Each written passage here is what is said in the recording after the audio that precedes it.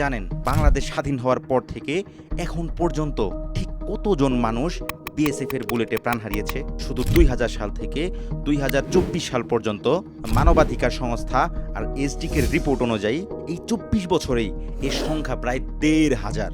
এদের মধ্যে আছে 2011 সালে ফেলানি হত্যাকাণ্ড, বিজিবি নায়ক মিজানুর রহমান হত্যাকাণ্ড, 21 সালে আব্দুর রহিমান লাল মিয়া, আর এই 24 সালে হওয়া জয়ন্ত কুমার আর স্বর্ণা দাস হত্যাকাণ্ড। আর নিয়মিত সাধারণ কৃষক বা দিনমজুর তো আছেই।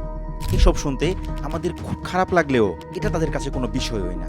এর কারণ এরা কোনো মানুষ মারে, এরা মেরেছে কিছু উইপোকা। Hassan Hakim by describing Bangladeshis as termites and accusing them of infiltrating India. 2019 সালে ভারতের স্বরাষ্ট্রমন্ত্রী এক জনসভায় দাঁড়িয়ে ঠিক এই শব্দটাই ব্যবহার করেছিলেন। তিনি বলেছিলেন, অনুপ্রবেশকারীরা হচ্ছে উইপোকা, এরা আমাদের সম্পদ খেয়ে ফেলছে, আমরা এদের বেছে বেছে বঙ্গোপসাগরে ছুঁড়ে ফেলে দেব। আপনার একটা নাম আছে, একটা পরিচয় আছে, কিন্তু সীমান্তের ওপারে কিছু মানুষের কাছে আপনার কোনো নাম নেই। এখানে আপনার পরিচয়, আপনি একজন উইপোকা। শুনে মনে হচ্ছে এটা স্রেফ গালি, কিন্তু না, এটা একটা পলিটিক্যাল মাস্টার প্ল্যান। আজ আমরা কথা বলবো পশ্চিমবঙ্গে বাংলাদেশে অনুপ্রবেশ কি আসলেই বাস্তব, নাকি এটা স্রেফ একটা পলিটিক্যাল প্রোপাগান্ডা মেশিনারি, আর কিভাবে একটি 10 বছর ধরে একটি কাল্পনিক শত্রু তৈরি করে পুরো রাজ্যের রাজনীতি কন্ট্রোল করা হলো। সবার আগে আমরা একটা কমন সেন্স ব্যবহার করি। একটা মানুষ এক দেশ থেকে অন্য দেশে কেন যায় যখন তার নিজের দেশে ভাত নেই?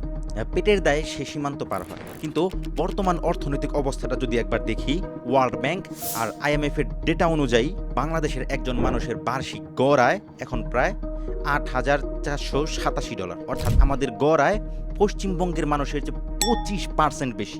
আসামের মানুষের গড় আয় মাত্র $5,000।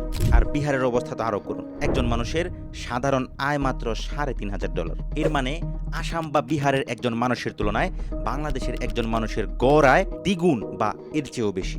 শুধু টাকা নয়, জীবনযাত্রার মান আর হিউম্যান ডেভেলপমেন্ট ইন্ডেক্সেও বাংলাদেশ এই রাজ্যগুলোর থেকে অনেক এগিয়ে। শিশু মৃত্যুহার কমানো থেকে শুরু করে জীবনমান উন্নয়ন, সব দিকেই বাংলাদেশ এগিয়ে।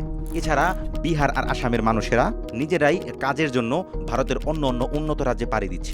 এবার আসেন মজুরি নিয়ে কথা বলি। বাংলাদেশের একজন সাধারণ শ্রমিক গড়ে দিনে পায় 481 টাকা, আর পশ্চিমবঙ্গে সেই মজুরি পায় 393 রুপি। অর্থাৎ আপনি কনভার্ট করলে দেখবেন হয় সমান, নয়তো বাংলাদেশ এগিয়ে। পেটে ভাত থাকলে কেউ কাঁটাতারের ওপারে গুলি খাইতে যায় বিএসএফ এর গুলি খাওয়ার রিস্ক নিয়ে।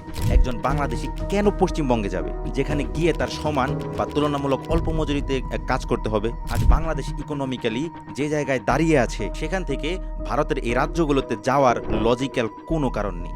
যে কোনো প্রোপাগান্ডা মেশিনের দ্বিতীয় কাজ হলো মানুষের মনে ভয় ঢুকিয়ে দেয়া, আর এই ভয়টা ছড়ানো হয় মূলত ডেমোগ্রাফি বা জনসংখ্যা দিয়ে। আপনি প্রায়ই শুনবেন বাংলাদেশিরা সব ভারতে ঢুকে যাচ্ছে আর হিন্দু খাতরে মেয়ে। আসেন একটা তথ্য দেখি, ভারতের অফিসিয়াল আদমশুমারির ডেটা কি বলে।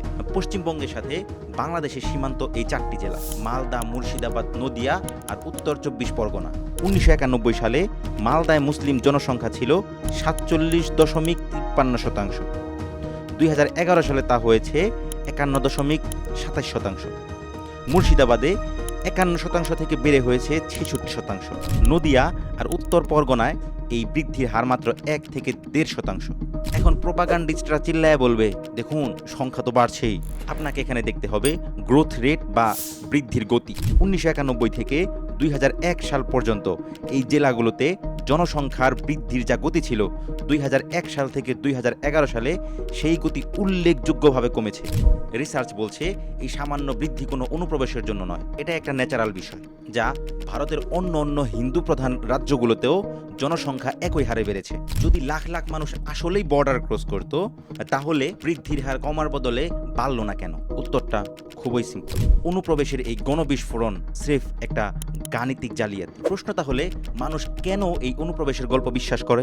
এর কারণ এদের চোখের সামনে প্রতিদিন ভিউয়াল ম্যানিপুলেশন করা হয়। আমি 5টা সলিড উদাহরণ দিচ্ছি। হুগলির ইজতেমার কিছু ফুটেজ ফেসবুকে ছড়িয়ে দিয়ে বলা হলো, দেখুন কত বাংলাদেশি অনুপ্রবেশকারী দেশ ছেড়ে পালাচ্ছে। বাংলাদেশের চরমোনাই মাহফিলের ভিডিও এডিট করে ছড়ানো হলো, এভাবেই ভারতে অনুপ্রবেশ করছে বাংলাদেশিরা। একটি র্যান্ডম সমাবেশের ভিডিও দিয়ে বলা হলো, বাংলাদেশিরা পশ্চিমবঙ্গকে কিভাবে দখল করছে। সিলেটের এক মারামারির ভিডিও দিয়ে বলা হলো, মালদার সাম্প্রদায়িক দাঙ্গা হিসেবে। ঢাকার মুহাম্মদপুরের জেনেভা ক্যাম্পে আর্মির মাদক বিরোধী অপারেশনের ভিডিওকে মুর্শিদাবাদের ভিডিও বলে প্রপাগান্ডা করা হলো। এই ভিডিওগুলো কি এমনি ভাইরাল হয়? না, এটা একটা কোল্ড ব্লাডেড পলিটিক্যাল ইঞ্জিনিয়ারিং। সাধারণ মানুষের মনে একটি কাল্পনিক শত্রুর ভয় ঢুকিয়ে দেওয়া হয়েছে। যখন আপনার মনে ভয় কাজ করবে, আপনি তখন আর ডেটা দেখবেন না, আপনি খুঁজবেন একজন রক্ষাকর্তা। আরেকটা কথা, যারা বাংলাদেশি অনুপ্রবেশকারীদের এই কথিত গল্প বলেন, এরা কি নিজের অজান্তেই নিজেদের বিএসএফকে অপমান করছেন না? ইন্ডিয়া বাংলাদেশের বর্ডারে এখন 75% জায়গায় কাঁটাতারের বেড়া দেয়া, সেখানে থার্মাল সেন্সর আর লেজার ওয়াল আছে। যদি আসলেই প্রতি বছর লাখ লাখ অনুপ্রবেশকারী ভারতে প্রবেশ করে, এর মানে কি আমাদের ধরে নিতে হবে বিএসএফ একদমই অযোগ্য? যেখানে বিএসএফ এর নিজস্ব রিপোর্ট বলছে অবৈধ অনুপ্রবেশ গত 10 বছরের তুলনায় এখন সবচেয়ে কম, তাহলে মাঠের তথ্য আর পলিটিক্যাল স্টেজের ভাষণের মধ্যে এত অমিল কেন? কারণ অনুপ্রবেশ কোনো সমস্যা না, এটা একটা নির্বাচনী প্রোডাক্ট। ইতিহাস একটা কথা বলে, যখনই কোনো সরকার তাদের নিজস্ব ব্যর্থতা লুকোতে চায়, ঠিক তখনই তারা অদৃশ্য এক শত্রুর জন্ম দেয়। পশ্চিমবঙ্গে সেই অদৃশ্য শত্রুর নাম হলো বাংলাদেশি অনুপ্রবেশকারী। মমতা ব্যানার্জি কেন হারলেন বা কেন এত চাপে পড়লেন? এর কারণ এই প্রোপাগান্ডা মেশিনারিকে টেকনিক্যালি হ্যান্ডেল করতে পারেননি, আর তার বিপক্ষে লড়েছে সাইকোলজি আর ফেক নিউজ দিয়ে। অনুপ্রবেশকারী বা উই পোকা, এই শব্দগুলো শুধুমাত্র গালি না, এগুলো হচ্ছে আপনার আমার আইডেন্টিটিকে ডিলিট করার একটা নীল নকশা মাত্র। আজ যারা এই প্রোপাগান্ডা ছড়াচ্ছে, এদের কাছে কোনো সলিড ডেটা নেই, আছে শুধু পরিকল্পিত ঘৃণা।